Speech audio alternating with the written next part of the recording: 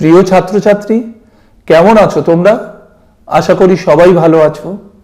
তোমরা যারা নবম শ্রেণীতে পড়ো, তোমাদের জন্য নারায়ণ গঙ্গোপাধ্যায়ের লেখা দাম গল্পটি আজ আমি লাইন ধরে ধরে আলোচনা করব।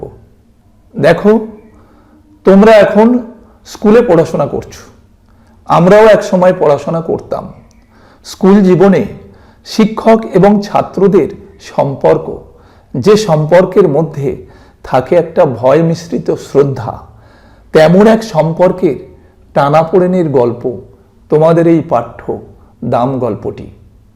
দেখো, ছাত্র শিক্ষক সম্পর্কের একটা অনন্য দলিল বলা যেতে পারে নারায়ণ গঙ্গোপাধ্যায়ের এই দাম গল্পটি, যেখানে আত্ম উপলব্ধি এবং ক্ষমাশীলতার মাধ্যমে মাস্টারমশাইয়ের শাসনের আড়ালে লুকিয়ে রয়েছে স্নেহ, মায়া এবং মমতা।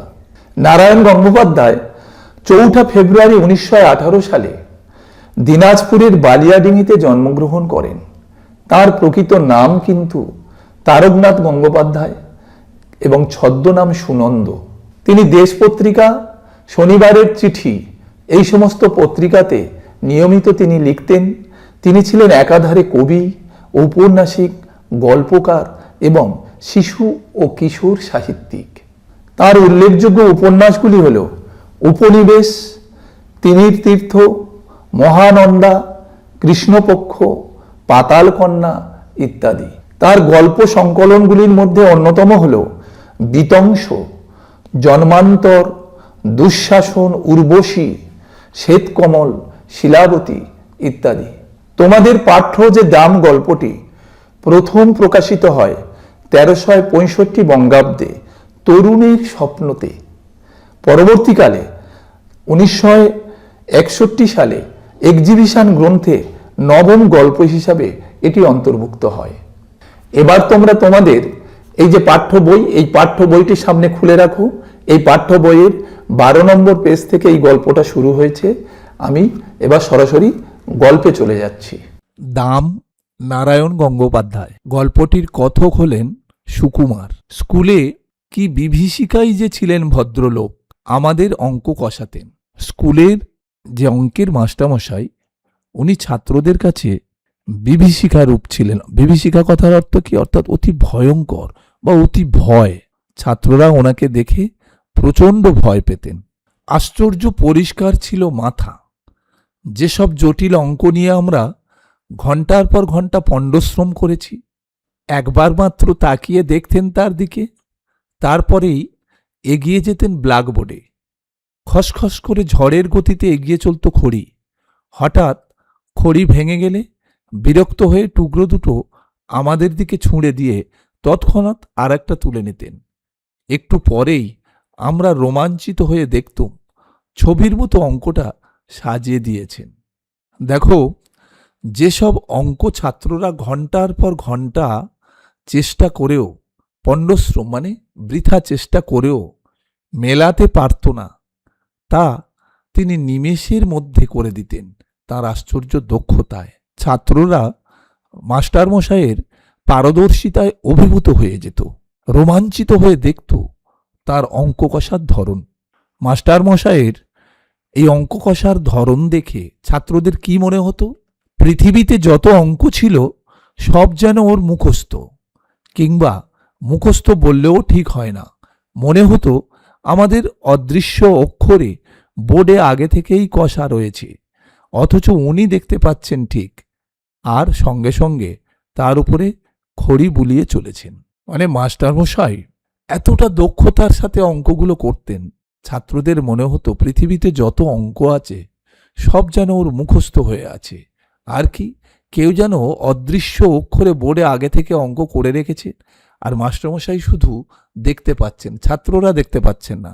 মাস্টারমশাই যেন শুধু তার উপরে খড়ি বুলিয়ে চলেছেন, অঙ্কটাকে যেন ছবির মতো সাজিয়ে দিচ্ছেন। এরপর কি? অঙ্কে যারা 100-র মধ্যে 100 পায়, ওর ভয়ে তারাই তটস্থ হয়ে থাকত। আর আমাদের মতো যেসব অঙ্ক বিশারদদের টেনে টুনে কুড়িয়েও উঠতে চাইতো না, তাদের অবস্থা সহজেই কল্পনা করা যেতে পারে। দেখো, অঙ্কে যারা 100-র মধ্যে 100 পায়, অর্থাৎ যে সমস্ত ভালো ছেলেরা, ভালো ছাত্ররা অঙ্কে 100-তে 100 নাম্বার তুলতে পারত, তারাই এই মাস্টারমশাইয়ের ভয়ে সবসময় তটস্থ হয়ে থাকতো, অর্থাৎ বিচলিত হয়ে থাকতো। কখন কি হয়, কখন কি সমস্যায় পড়ে, সেই ভয়েই তারা সবসময় আতঙ্কিত হয়ে থাকতো। কিন্তু গল্প কথকের মতো অঙ্ক বিশারদদের, অর্থাৎ বিশারদ কথার অর্থ কি? পণ্ডিত। গল্প কথক নিজেকে অঙ্ক বিশারদ কেন বলেছেন? আসলে তিনি অঙ্কে ছিলেন প্রচণ্ড কাঁচা, টেনে টুনে 20ও অঙ্কে তুলতে পারতেন না, তাই ব্যঙ্গ করে নিজেকে অঙ্ক বিশারদ বলেছেন।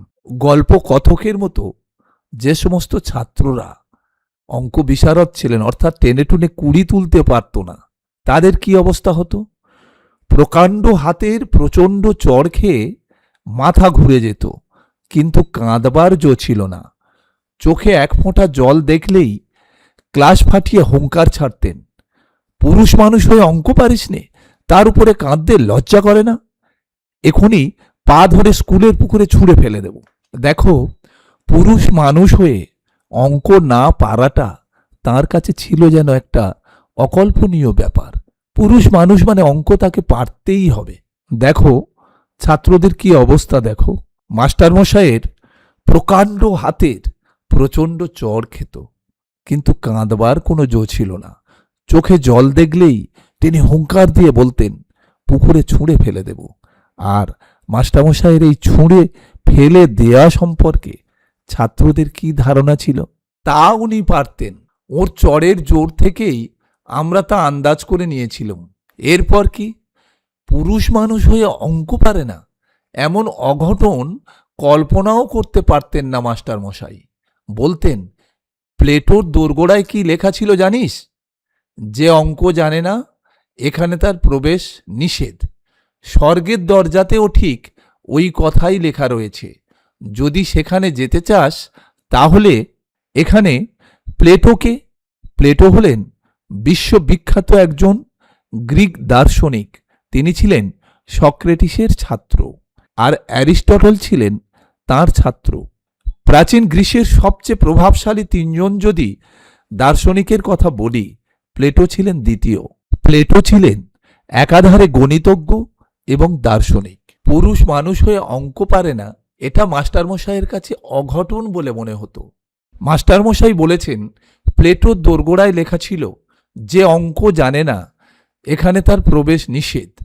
আর ছাত্ররা যদি অঙ্ক কষতে না পারে তাহলে স্বর্গে ঠাঁই হবে না।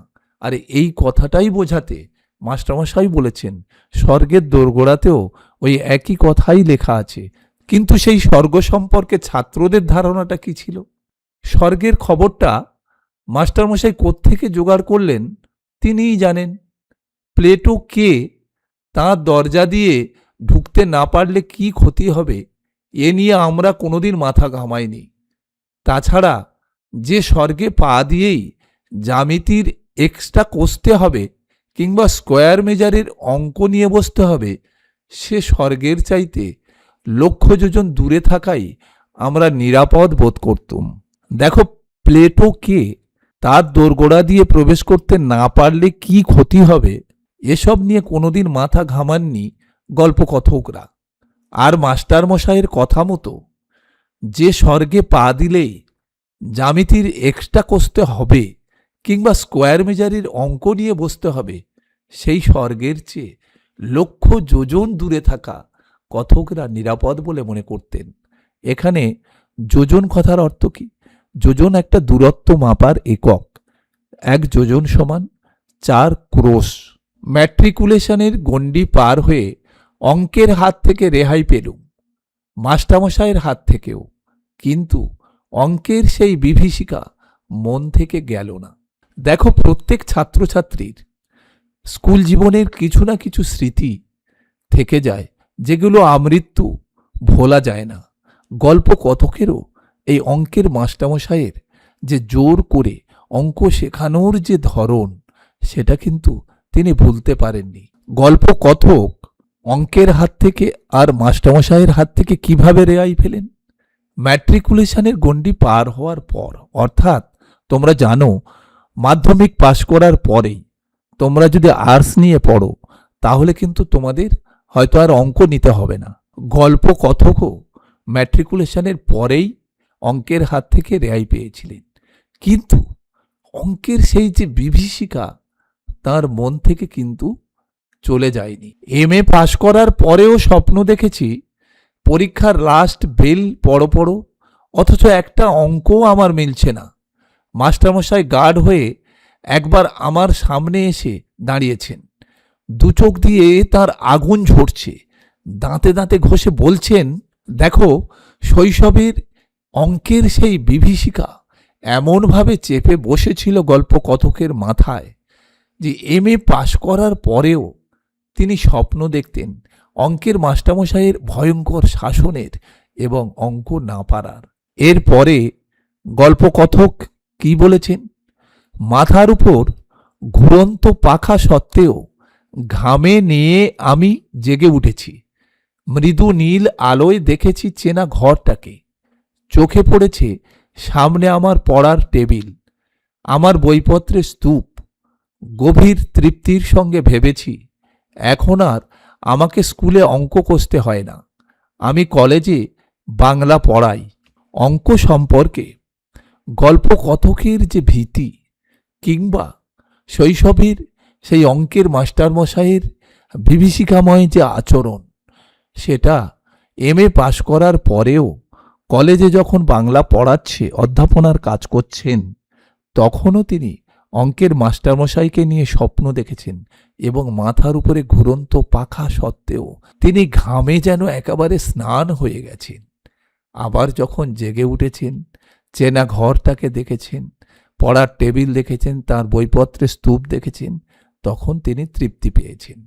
একদিন একটি পত্রিকার পক্ষ থেকে ফরমাস এলো, আমার ছেলেবেলার গল্প শোনাতে হবে। আমি জানালুম লেখক হিসেবে আমি নিতান্ত সামান্য ব্যক্তি, আমার ছেলেবেলার গল্পে কারো কোনো কৌতূহল নেই।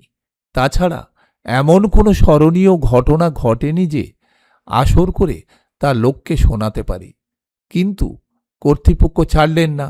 তাঁরা জানালেন সাহিত্যের ইন্দ্র, চন্দ্র, মিত্র, বরুণেরা কেউ তাঁদের বিশেষ পাত্তা দেয়নি। অতএব দেখো, গল্প কথক সুকুমারের কাছে তার ছেলেবেলার গল্প শোনানোর একটা ফরমাস এসেছিল, অর্থাৎ অনুরোধ এসেছিল একটা পত্রিকার পক্ষ থেকে।